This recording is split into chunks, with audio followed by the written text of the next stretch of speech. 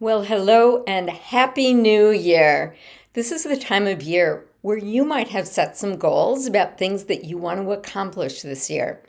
Well, in this video, I'd like to offer you a framework for understanding the gap between where you are now and where you would like to be. I'm Dr. Vicki Rackner, and if we've not met before, let me briefly tell you at least part of my story. 25 years ago, I was a practicing surgeon in Seattle, primarily treating breast cancer patients. I decided to take a leave from my practice to step into a family caregiving role full time.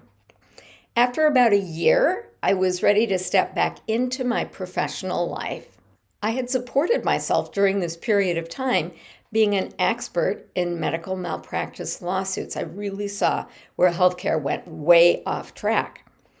So instead of returning to operating, what I decided was that I would start a consulting company helping doctors and patients and family caregivers collaborate more effectively to get better outcomes at a lower cost. Then 2008 rolled around, and I started hearing the financial stories of doctors who were struggling. So I've interviewed hundreds of doctors about their relationship with money, and I've written a couple of books that identified some of the patterns and trends that I have seen. I came back to this question: why is it that smart people make not so smart money decisions? And it's through that curiosity that I came to the ideas of behavioral economics. Now, economics studies how people make investing choices, right? And they've got sophisticated models that will predict what different people will do under different market conditions. When these models were applied retrospectively, they did not predict the observed outcomes. Now, why could this be? Is the model incomplete? Was something missing? Well, a small group of economics disruptors offered a pretty radical idea. They said, look, here's the problem. Our models make assumptions that an ideal investor is going to make the choices that support selfish best interests. But what if real investors didn't behave like ideal investors? Maybe that explains the disparity. And that gap between what ideal investors do and what real investors do is really the field of behavioral economics and behavioral finance. It describes how and why smart people make predictable mistakes that lead to really irrational choices. In a very similar way, there's a gap between where you are right now and where you want to be. Now, why don't you already have the things that you want? It's probably not a lack of knowledge. You probably know exactly what you need to be doing. I describe the challenges within this gap as behavioral adulting. I offer a biologic brain model that helps you explain why you do the things that you do. So let me give you a specific example. My son would like to deadlift 600 pounds, which means that he stands up, bends down to pick up a bar that's weighted with 600 pounds, lift it up, and stand in the upright position. All right, this has been a dream of his for a long time. Even though he weighs about 140 pounds, at competitions, he's already deadlifted over 500 pounds. Now, this 600-pound deadlift, his new personal record, has been a goal for a number of years now.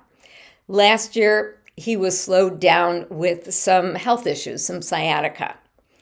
But he continues to have this goal, and I think this is going to be his year.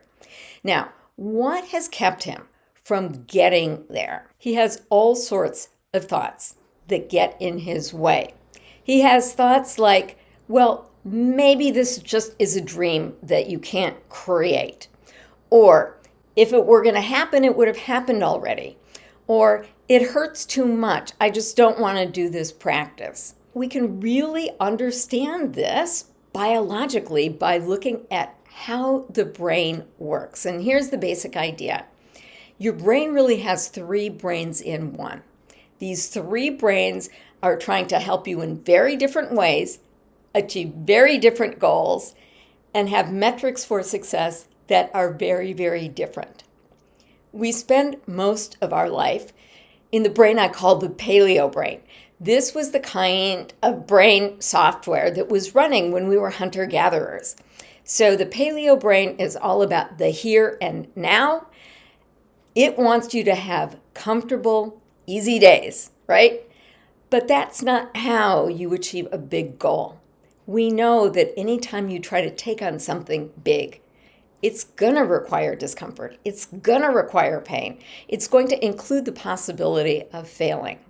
So, over this past year, what he has learned how to do is witness his brain at work and then find ways to elevate to his planning brain, his prefrontal cortex, the part of him that can imagine a different future. Because deadlifting 500 pounds and deadlifting 600 pounds is actually a big gap. And in order to deadlift that 600 pounds, he is going to have to evolve into his future self. The kind of person who's able to actively manage his brain so that he does the work he needs to do in order to get there. If you've got a goal, maybe it's losing weight or become more fit or being more responsible with money. Your current self has a certain way of doing things. In order to get to that other side and be able to get the things you want, I'm going to argue that probably the most important thing that you need to do is learn how to manage your human brain. This is a very doable task. It's just nobody has really explained it to you. So I invite you to think, what is it that you really, really, really want this year? Where are you now? And how can you manage your brain more effectively to help you get there? In this year, I'll be filming a series of videos that breaks down this bigger idea of behavioral adulting into real concrete steps. So I wish you a new year filled with health and joy and the realization of your dreams.